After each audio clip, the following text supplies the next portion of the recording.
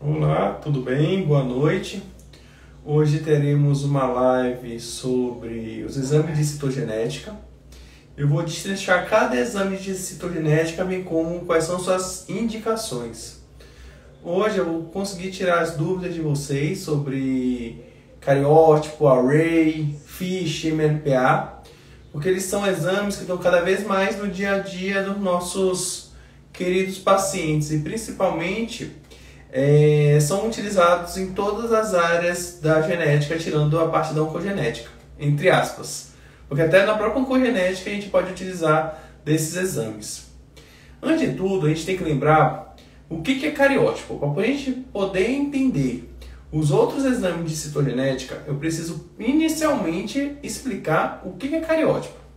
O nosso corpo ele é formado por células. E dentro das células tem o núcleo das células, que é onde está guardado o nosso material genético. Nosso DNA é como se fosse uma grande fita, que ela não anda solta, ela é enrolada. Ela é enrolada nessa estrutura chamada cromossomo. O cromossomo, ele guarda os genes dentro dele. Ou seja, temos um cromossomo e dentro desse cromossomo temos os genes. O cariótipo, ele é como se fosse uma vista de um avião sobre a cidade. Eu sei que o nosso material genético está lá, mas eu não sei a cor da janela, a cor do prédio. Eu sei que o nosso material genético ele está lá. E para que serve um cariótipo com banda G? E quais são os materiais que a gente consegue utilizá-lo?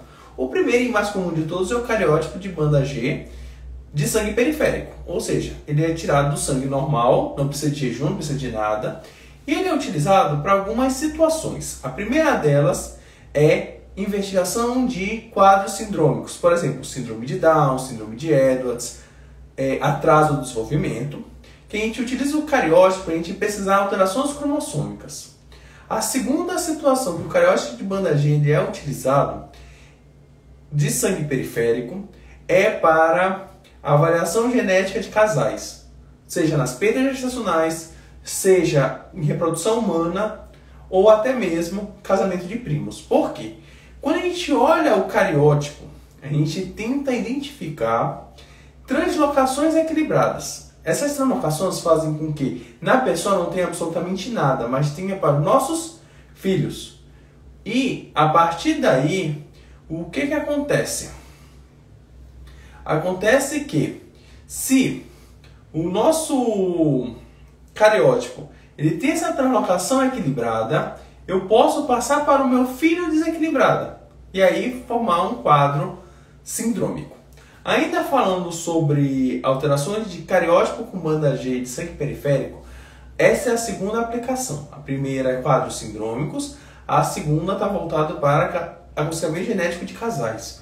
A terceira situação que a gente utiliza é para baixa estatura. Quando a gente está avaliando uma menina com baixa estatura, a gente tem que avaliar sempre a parte hormonal dessa menina somado com o cariótipo. A mesma coisa, se tem um menino com baixa estatura, eu tenho que pedir o cariótipo porque, além do atraso do desenvolvimento, baixo ganho de peso e de altura também é indicação de cariótipo. Então a gente tem essa terceira indicação.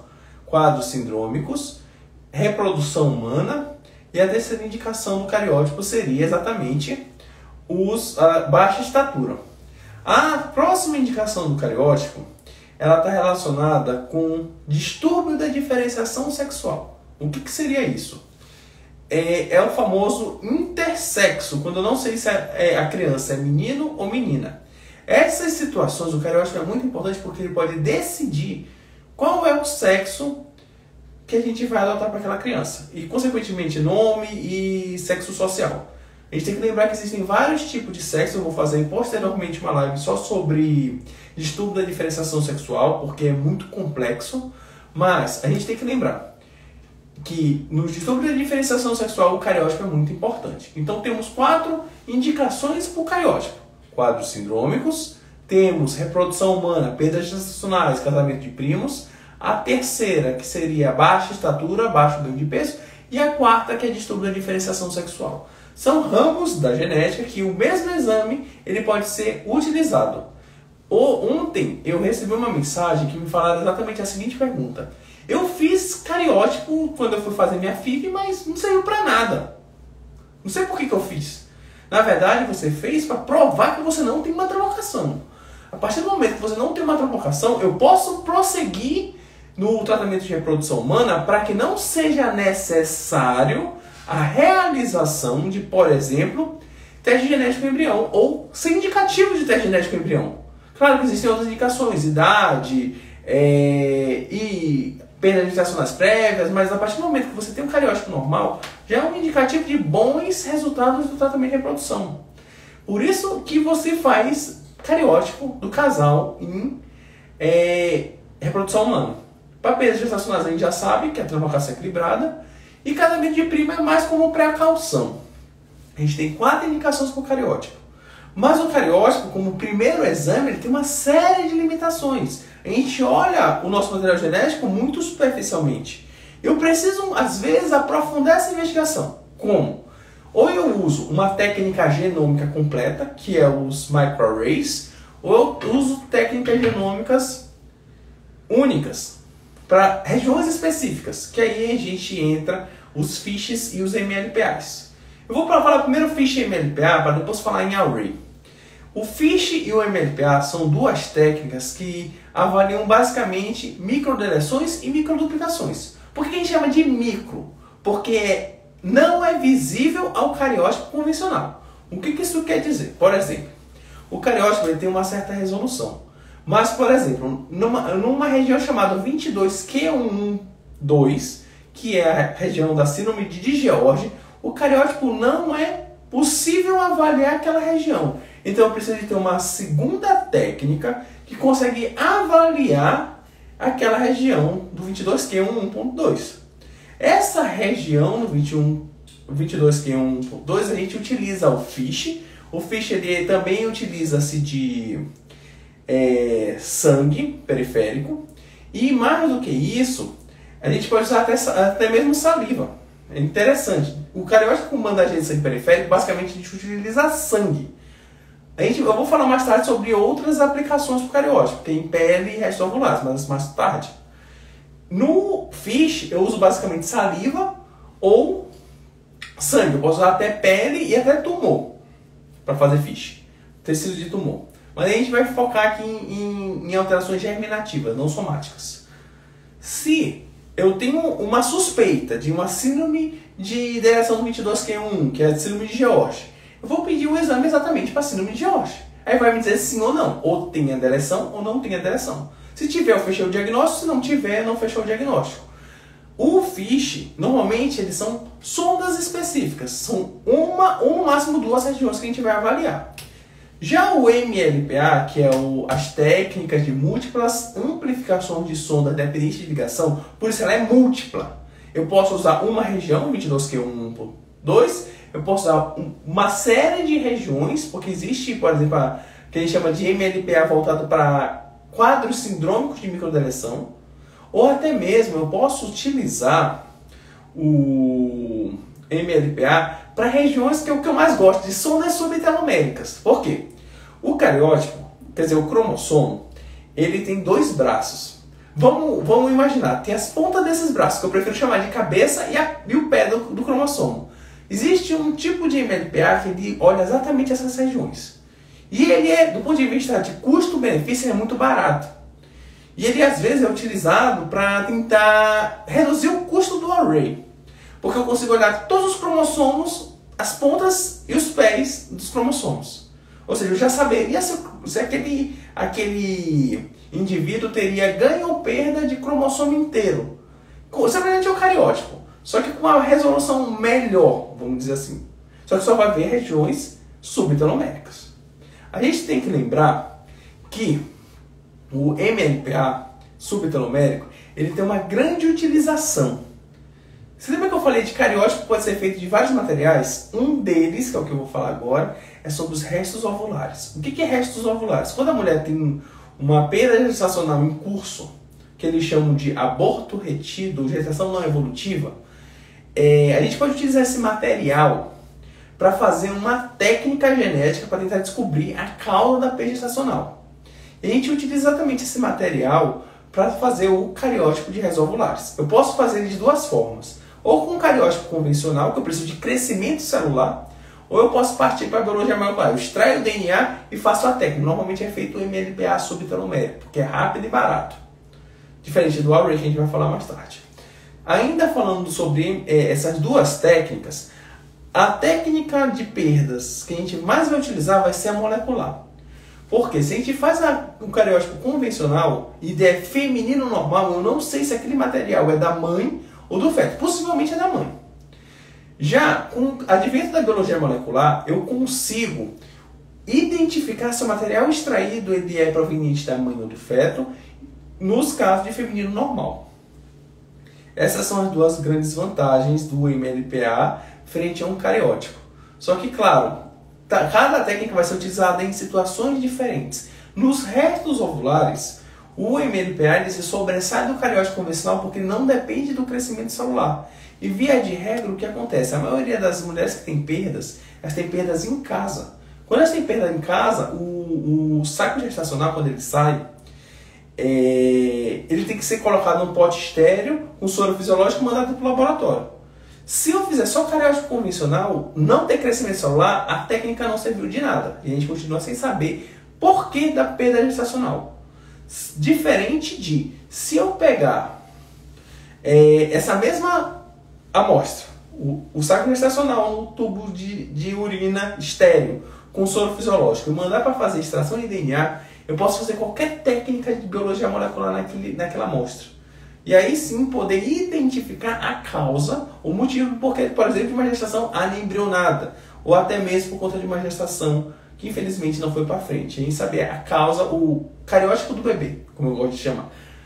O cariótipo ovulares ele visa identificar o cariótipo do bebê na hora certa, no tempo certo. Não adianta porque se eu não fizer naquela hora, não tem como crescer ou não tem como extrair o DNA.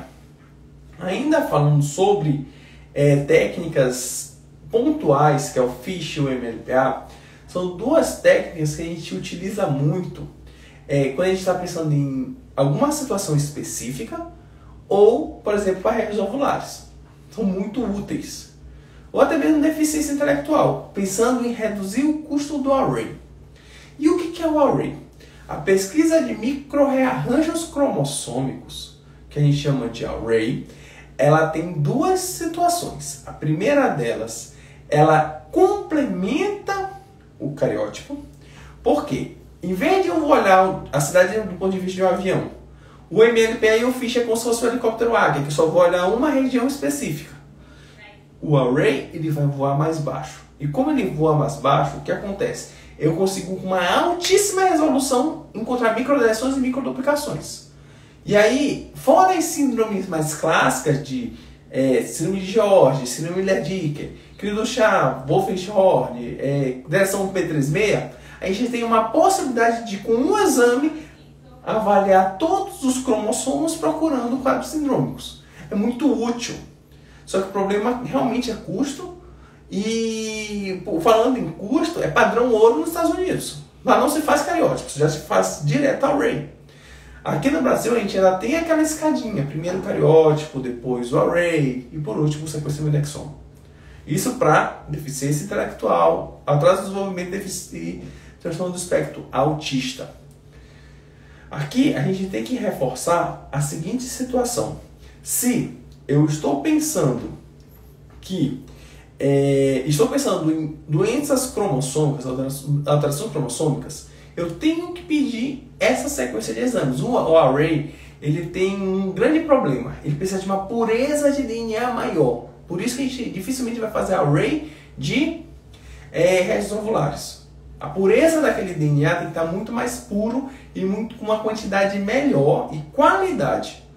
Só que claro, a partir do momento que eu tenho o DNA extraído, eu consigo fazer qualquer técnica molecular. Isso é muito importante porque o array ele resolve muitos casos de quadros sindrômicos. Entretanto, ele tem uma grande limitação. Ele não continua sem poder ver mutações pontuais, que aí precisaria de painéis genéticos, sequenciamentos e até o próprio exoma. Hoje eu vou falar só de citogenética, eu não vou falar de sequenciamento, salvo um, que é o seguinte: hoje, com a evolução da biologia molecular, o sequenciamento de nova geração, que a gente chama de NGS, ele já pode complementar um array, como se fossem duas técnicas realmente complementares, às vezes até substitutivas. Alguma pessoa que já fez teste genético em embrião vai ouvir muito isso. Foi feito o NGS do meu bebê, do meu embrião. O NGS ele é uma técnica mais barata que o array, mas ele é utilizado em algumas situações específicas. A primeira delas, PGTA, teste genético pré-implantacional para aneuploidias. Tem o embrião da gestação in vitro, faça a biópsia, manda para o laboratório vai fazer a técnica. Depois que ela faz a extração de DNA, eu posso fazer array, eu posso fazer NGS. Qual que eu vou escolher? Normalmente se faz NGS pelo custo ser mais baixo do que de um array. O array ele tem um custo mais elevado, ele precisa de uma pureza melhor. E claro, ele é muito mais fidedigno que um NGS. Entretanto, via de regra, para embrião a gente só vai fazer NGS. Array a gente reserva para translocação equilibrada. O NGS já daria o cariótipo do bebê e é o suficiente para poder dizer se ele é o ploide normal ou aneuploide que é alterado. Sabendo disso, ainda no teste genético de embrião, pensando em NGS array, a gente reserva o array para translocações equilibradas e o NGS para situações onde eu preciso diminuir o custo para poder dar mais, como a gente chama, melhores desfechos de uma gestação in vitro. Ainda falando sobre essas técnicas, a gente falou sobre cariótipo, falando sobre FISH, MLPA, array e até NGS. Mas eu não falei das outros tecidos. O cariótipo, ele é um exame muito interessante. Eu posso utilizar o cariótipo de sangue periférico, que é o que eu acabei de falar. Eu posso fazer cariótipo de pele. Para que serve um cariótipo de pele? O cariótipo de pele ele serve para identificar algumas síndromes genéticas. Dentre elas, a principal síndrome genética que a gente vai olhar cariótipo de pele é hipomelanose de Ito. Hipomelanose de Ito é uma doença onde há feixes em linhas de Blaschko, que a gente chama, esbranquiçados. A gente faz uma biópsia exatamente daquela região das linhas de Blaschko, pensando em alterações cromossômicas da hipomelanose de Ito. Só para dar um exemplo, cariótipo de pele. Outro exemplo, a gente pode fazer o cariótipo resolvulares, que eu já falei bastante, porque eu vou repetir a importância do cariótipo resolvulares. A terceira aplicação é líquido amniótico e biópsia de vilo, que é lá na gravidez. Quando a mulher está grávida, eu extraio o líquido amniótico ou a biópsia de vilo e mando para fazer cariótipo. Isso é muito comum. Complementar também o cariótipo, tem o PCR, que a gente utiliza quando eu preciso de certa urgência. Um dos PCRs que a gente utiliza principalmente é relacionado aos 5 cromossomos, 13, 18, 21, X e Y. Por quê? A partir do momento que a gente tem uma suspeita de uma aneuploidia desses 5 cromossomos e eu preciso de resultado rápido para poder decidir quanto é aquela gravidez, eu posso usar esse PCR. É outra técnica que a gente utiliza de biologia molecular para tentar ver citogenética. Como eu falei, citogenética é tudo voltado para alterações cromossômicas. Biópsia de vilo, líquido amniótico, cordocentese, que é sangue de cordão. Outra amostra que a gente utiliza para cariótipo é medula. Mas medula, vou voltar, a gente está falando em alterações germinativas. Quando a gente faz cariótipo de uma medula, a gente está pensando em alterações somáticas, que é leucemia e leucemias, de modo geral, alterações de câncer. É possível fazer cariótipo de medula nessas situações. Então a gente vai reservá-la a essas situações normalmente restritas ao hematologista. A mesma coisa, o FISH, o MLPA e o array, a gente também tem essa possibilidade de fazer com essas outras técnicas. Claro que a gente consegue colocar mais amostras, além dos resolvulares, saliva e pele. Eu posso fazer de tumor, em casos específicos, posso fazer até mesmo de sêmen. É muito raro fazer, mas é possível fazer array de sêmen, principalmente do ponto de vista de pesquisa. Mas do ponto de vista clínico, a gente precisa dessas técnicas. Outra coisa, eu vou falar agora um pouquinho sobre saúde suplementar. Na saúde suplementar, tendo as indicações, o convênio cobre absolutamente, hoje, quase todos os exames genéticos necessários para a nossa investigação, principalmente cariótipo, array, FISH, MLPA e exoma. Esses 5 exames eles são cobertos desde que a gente preencha os critérios pensados da ANS. No SUS, esses exames estão restritos aos centros de referência de doenças raras. Se você não está no centro de referência de doença rara, dificilmente vai ter muito mais do que cariótipo. Aí a gente fica com mãos atadas no SUS para não poder prosseguir a investigação. Mas claro, casal a gente consegue cariótipo, síndrome de Down, síndrome de Ehlers a gente consegue cariótipo, mas às vezes eu preciso de uma investigação de uma síndrome de George que ela fica interrompida, ou até síndrome de Williams, por ausência de exames no Sistema Único de Saúde. Mas assim, só para mostrar assim, diversas maneiras e possibilidades que a gente pode conversar. Outra situação é particular. Particular, basicamente, a gente consegue qualquer exame. Basta pagar o exame, claro, conseguindo um bom custo-benefício. Hoje já tem laboratórios comerciais que reduziram muito o custo desses exames. E, apesar disso, ainda são exames de alto custo e são exames que são muito reservados a certas situações. A gente não simplesmente pede esses exames rotineiramente para todos os pacientes que aparecem. Um último detalhe que eu gostaria de falar. Há muitos anos eu escutei uma música que eu nunca me esqueci, que eu vou até falar, que era citogenética, prófase, metáfase, anáfase e telófase. São as 4 fases da mitose. Diacinese é a última, tá? Essas 4 fases, por que é metáfase? Uma vez me perguntaram, por que você pede a microfotografia da metáfase? Porque na prófase não dá para ver cromossomo no cariótipo. Na anáfase também não dá. Entendeu? Prófase, metáfase, anáfase e telófase. Diacinese. Na prófase não é possível, na anáfase não é possível, e a gente precisa na metáfase fazer o cariótipo. Exatamente na metáfase. Porque é a hora que o DNA está mais espiralado, está mais condensado. E é por isso que eu escrevo, favor encaminhar a microfotografia da metáfase, porque com a metáfase eu consigo comprovar aquele laudo que eles colocam. Eles colocam assim, 46XY ou 47XX mais 21, que é a trissomia livre do cromossomo 21, que é a síndrome de Down. E eu consigo, com a foto, comparar o laudo e ver, não, realmente ele tem aquela trissomia livre.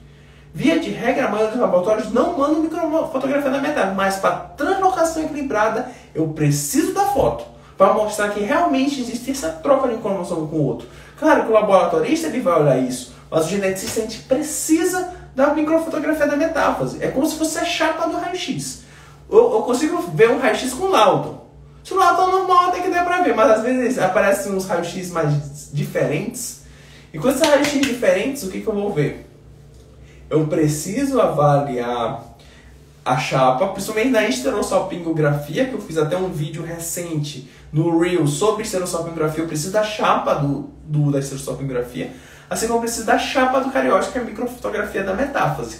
É muito interessante porque esses tipos de exames, eles são junto com exames comuns. Por exemplo, tem gente que pede hemograma, triglicérides, colesterol e cariótipo.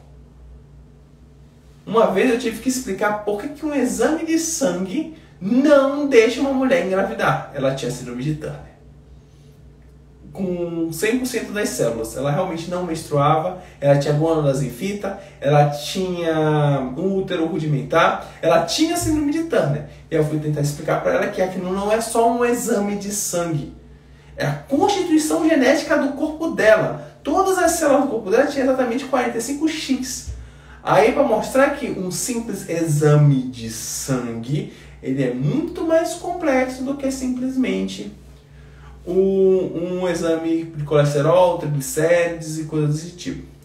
Aqui, para a gente finalizar a nossa live, porque acabou não tendo nenhum questionamento sobre esse tema eu sei que ele é meio chato, ou às vezes muito complexo e usa muito termo técnico, mas é que eu gostaria de deixar gravado uma live só sobre citogenética, porque muitas das vezes eu tenho que repetir muitas vezes esses conceitos básicos. O que é um cariótipo, o que é um FISH, o que é um MLPA, o que é um NGS, o que é um array, o que é um sequenciamento de nova geração. Por quê? Para poder entender genética, para poder entender o que está se passando por você, seja na perda gestacional, seja na infertilidade, seja principalmente doenças raras, você tem que primeiro entender o básico. Você tem que entender o que é cariótipo. Eu digo assim, Não adianta nada eu começar a usar técnicas altamente sofisticadas se você não entender o básico. Então eu vou parar e falar, olha, primeiro eu peço cariótipo, porque para eu entender um exoma, eu preciso entender o que é o cariótipo primeiro. Eu preciso, para entender um array, eu preciso entender o que é um cariótipo. Aí eu paro, explico o que é um cariótipo. Volto e explico de novo. E explico de novo, porque são técnicas que auxiliam o diagnóstico de...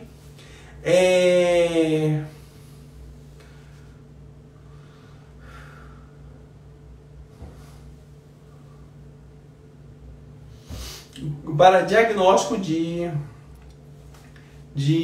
quadros sindrômicos. Entrou uma pergunta agora que foi exatamente a seguinte.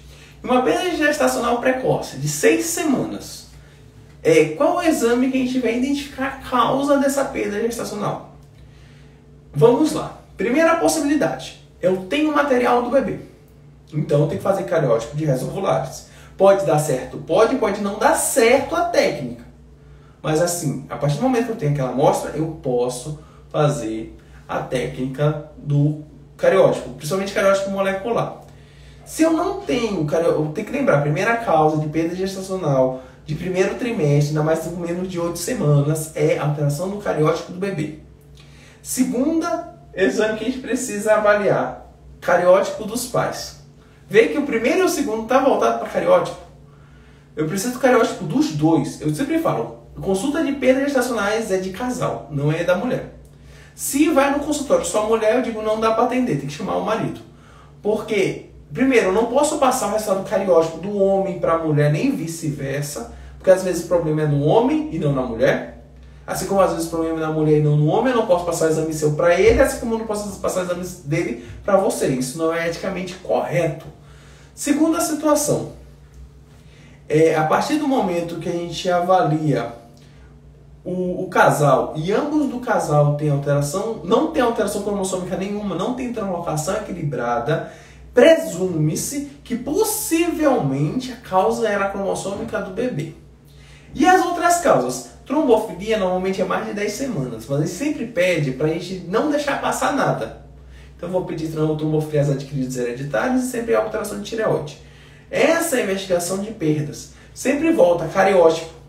Não dá para fazer a investigação de perda gestacional sem cariótipo. E só com cariótipo da esposa também não dá. Ontem eu atendi uma moça que veio sozinha, porque ela teve perdas gestacionais de parceiros diferentes. Foi uma perda do primeiro parceiro, uma perda do segundo parceiro e uma perda do terceiro parceiro.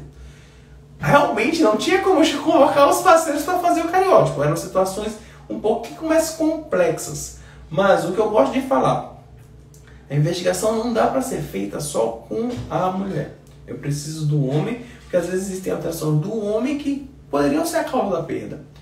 Mas via de regra, como eu falei, para perda gestacional eu preciso fazer a avaliação citogenética do embrião do bebê, e alterar, se possível, porque às vezes não é possível, seja porque teve a perda em casa, seja porque foi feito curetagem ou amil no hospital e não falaram, porque normalmente é isso que acontece, não falam que isso existe, e além de não falarem que existe, tem uma segunda situação que acontece. Além de não falar que não existe,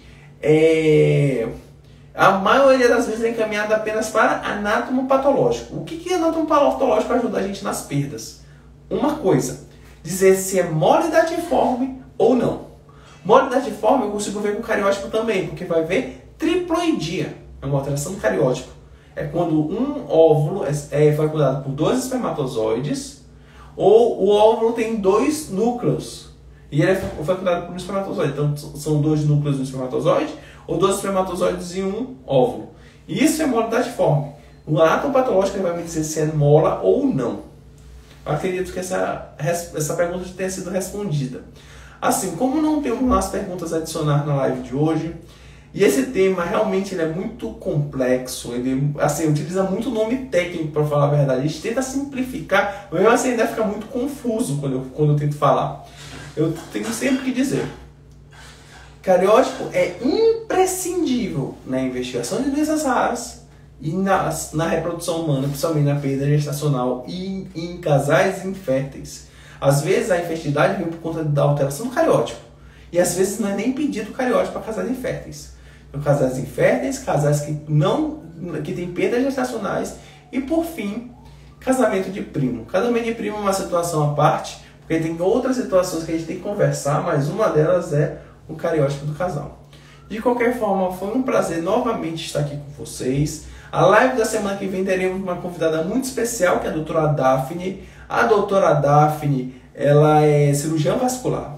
Ela vai tirar nossas dúvidas relacionadas a trombose venosa profunda, trombose em avião, trombose múltiplas. O que eu tenho que fazer para prevenir trombose do ponto de vista da cirurgia vascular? Quais são os exames da cirurgia vascular que eu preciso? Eu preciso avaliar lá com a ultrassom das veias profundas periféricas. Ela vai explicar tudo o que você precisa saber sobre trombose venosa profunda. Não vai ser tão voltado para perdas, vai ser mais voltado a trombose e tromboembolismo pulmonar. Tipo, quais são os primeiros sinais, os primeiros sintomas, o que eu estou sentindo quando eu tenho uma trombose.